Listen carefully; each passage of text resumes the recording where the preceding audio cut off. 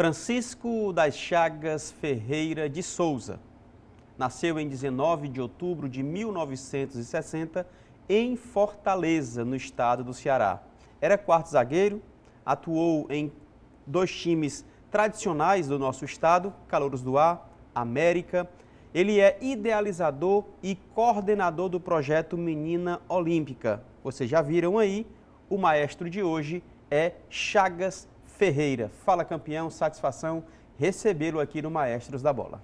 A satisfação é toda nossa, agradecendo aí a TV Fortaleza pelo convite e a esse programa maravilhoso chamado Maestro da Bola. Esse nome ele é um nome importante, muito bem-vindo para aqueles que fizeram grandes espetáculos no futebol cearense. E nós estamos aqui para bater um papo, à disposição, falar da nossa carreira, falar do Menino Olímpica, que é o nosso ideal.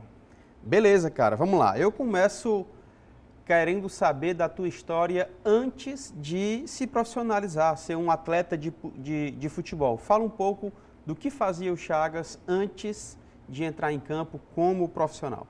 Bem, aos 16 anos eu fui trabalhar no BEC, né, como contínuo, e lá eu tive convite do então diretor administrativo, doutor Etevaldo Nogueira, para trabalhar como bancário, né?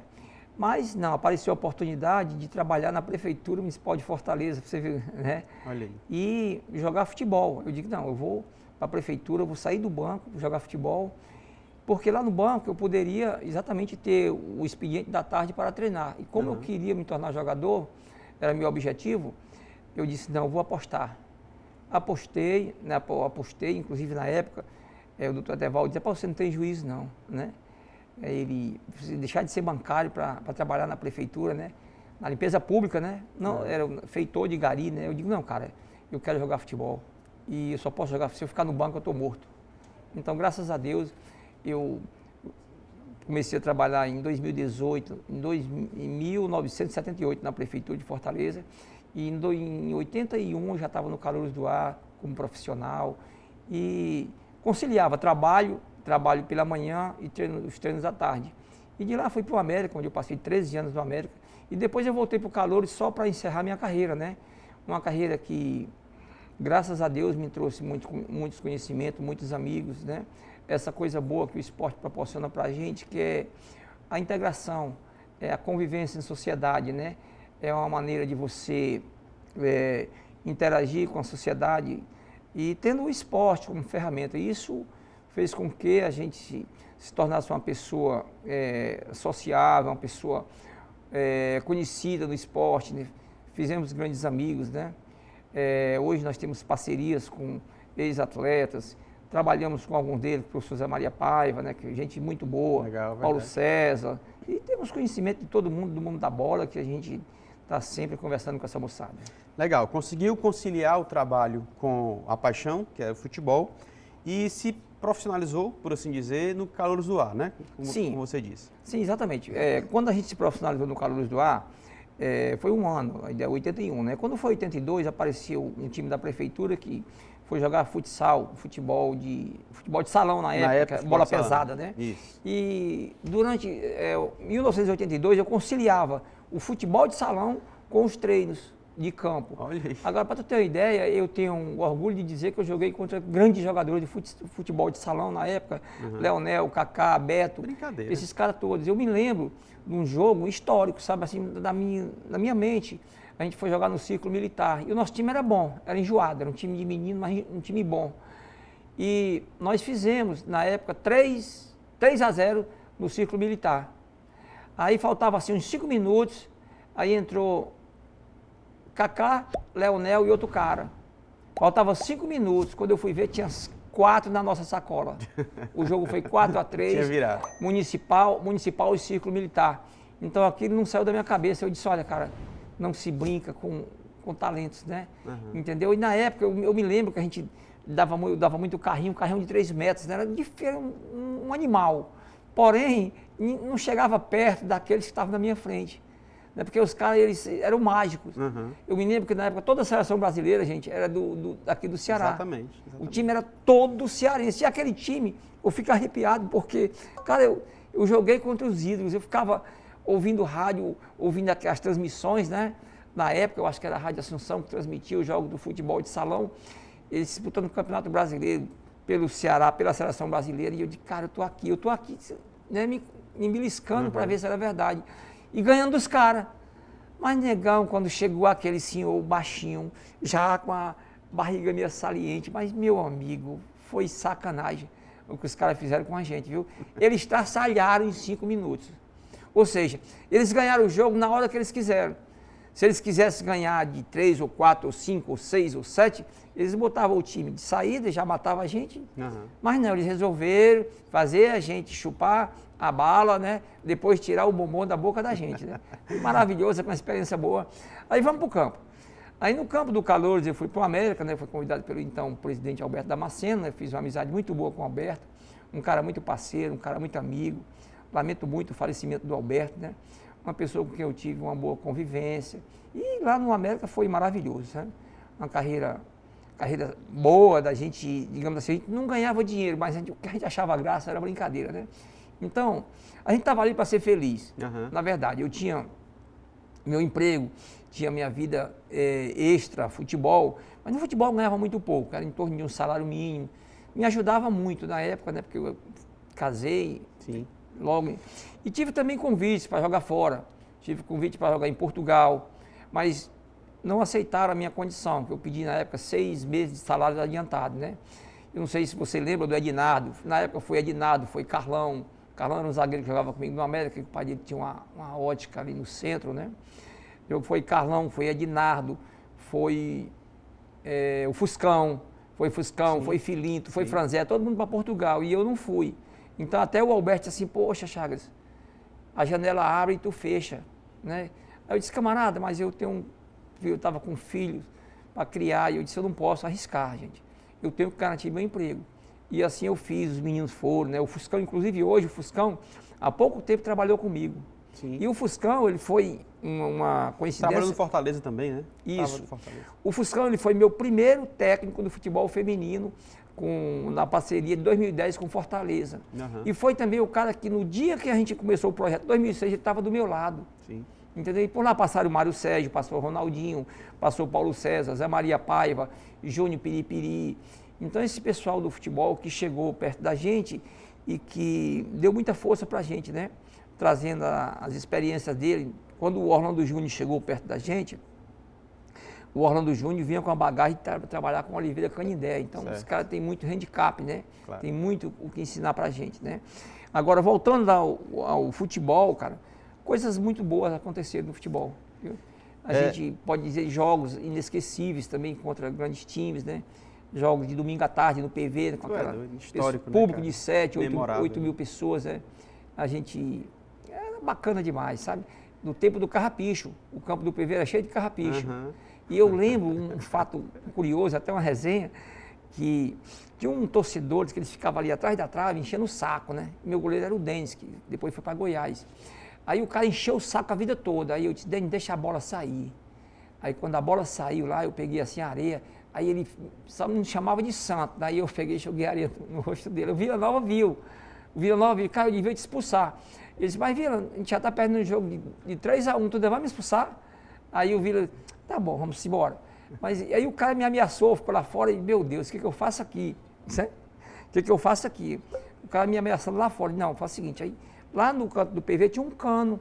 E disse, eu vou sair daqui com esse cano na mão. Vocês cabas vinham, eu pelo menos me defendo, né? Mas graças a Deus não houve nada, o caba não estava me esperando.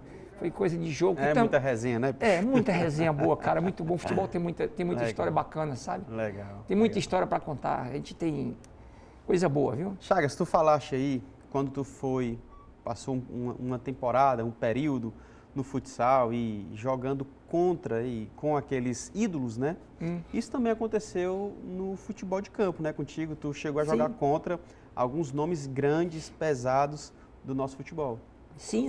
Eu estava até comentando em off contigo, que eu tinha jogado contra o Zé Eduardo em 81, acho que ele estava no Fortaleza, foi. Em 81 já estava parando aqui, estava no Fortaleza. E joguei contra Zé Eduardo, eu acho que é Assis Paraíba. Assis Paraíba joguei mais vezes pelo Ceará, né? Mas contra o Zé foram poucas vezes, né? Porque, cara, aquele camarada que eu vi ele dando passe de 30 metros, passes para a esquina num fio, né? Um fio condutor, aquela coisa linda, sabe? E a elegância do cara, né? Então, é muito bom. Eu me lembro até uma vez que, conversando com o Josué, ele disse que foi jogar contra o Flamengo e que ficou na barreira de costa. De costa. O cara, pô, fica de frente, como é que eu vou perder o gol, cara? Entendeu? Então, esse tipo de coisa. Contra o Flamengo do Zico, ele falou aqui, sim, inclusive. Pois é, você jogar contra esses caras, né? Que você passei a vida toda, né? Eu me lembro que em 78 eu já garoto, com 18 anos, eu estava ali atrás do gol, né? Atrás do gol ali, assistindo o clássico, Ceará e Fortaleza, quando o Tiquinho fez o gol, né?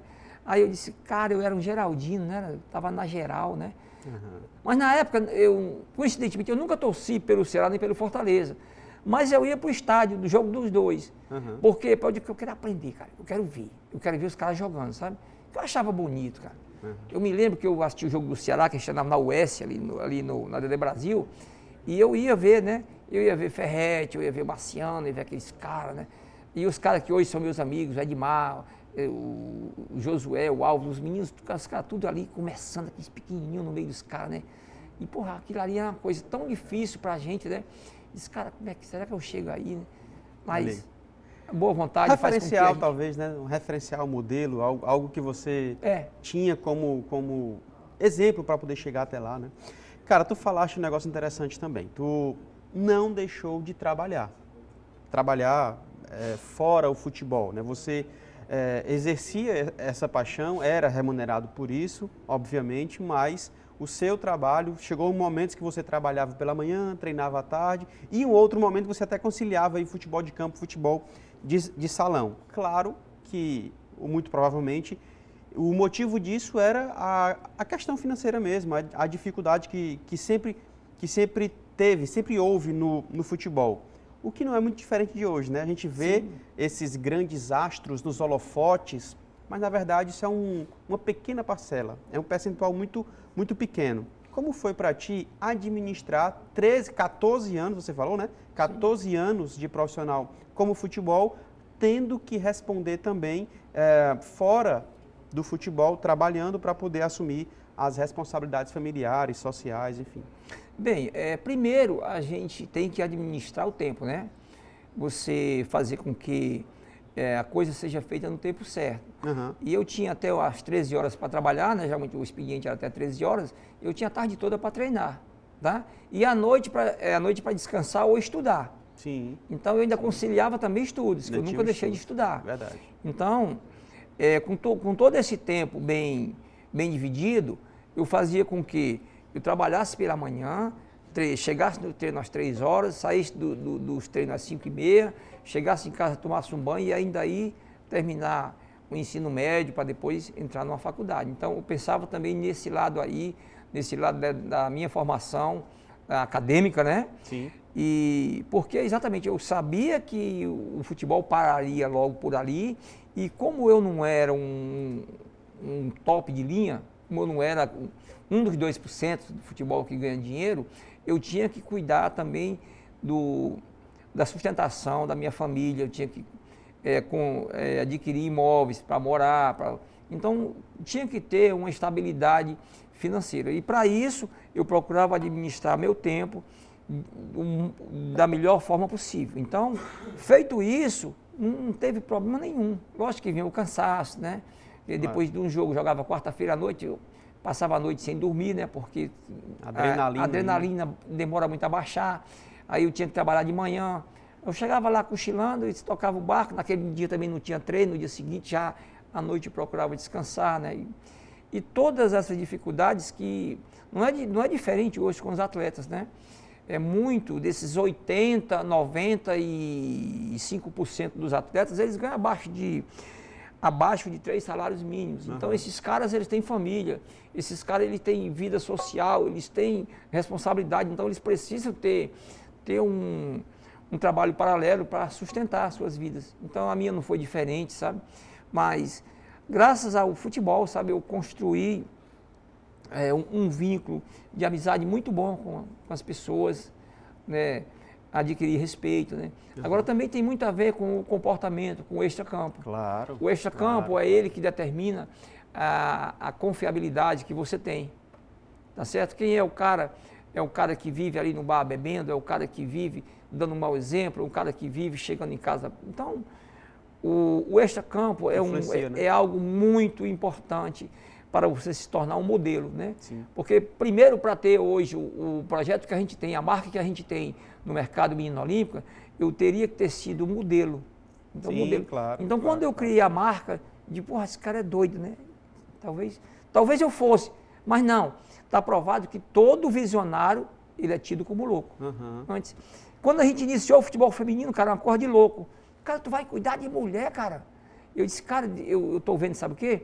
Eu estou vendo uma possibilidade de negócio aonde você vê fracasso. Sim. Ninguém queria, mas eu quero. Aí por que eu disse eu quero? Porque eu via que eu tinha que quebrar todos os paradigmas para fazer com que a mentalidade da sociedade mudasse um pouco. E se eu não tenho um oceano, eu tenho uma gota d'água, eu vou botar minha gota d'água aqui e vou aguar essa floresta. E para você ter uma ideia, então, isso faz com que a gente faça o diferencial, tá? A gente faz o diferencial. Eu sou menina olímpica. Cara, menina olímpica, cara, em 2006 foi. Eu botei menina olímpica o projeto. Porque eu pensava que uma jogadora minha ia chegar numa Olimpíada. E vai chegar. Que legal, cara. E vai chegar. Que legal. Quando a Catrine chegou no projeto, meu olho brilhou, eu digo, essa daqui. A Catrine ainda pode ir para uma Olimpíada. Ela vai para uma Olimpíada. Se não for a Catrine, vai ser a Rebeca. A Rebeca, não sei se te mandei um vídeo, uma garota de 12 anos lá do Canidezinho, cara. Rapaz, se eu mandar a Rebeca bater 300 pezinhos aqui, ela bate na frente dessa câmera. Entendeu? Rebeca, faz embaixadinha aqui, brinca de jogar bola. Tanto faz ser na frente da câmera como tudo. Então a gente tá montando um projeto para a Rebeca para ela se tornar, eu acho, uma marca mundial. Sim. Então, cara, tudo isso tem a ver. Eu tô falando da minha carreira, mas eu quero dizer que eu pensava mais na frente. Certo. Tanto que antes de botar futebol feminino, eu botei projeto masculino. Mas eu digo, pô, todo mundo cuida de homem, né? Pô, eu vou cuidar das mulheres. Entendeu? Eu vi as meninas, cara, não tinham nada.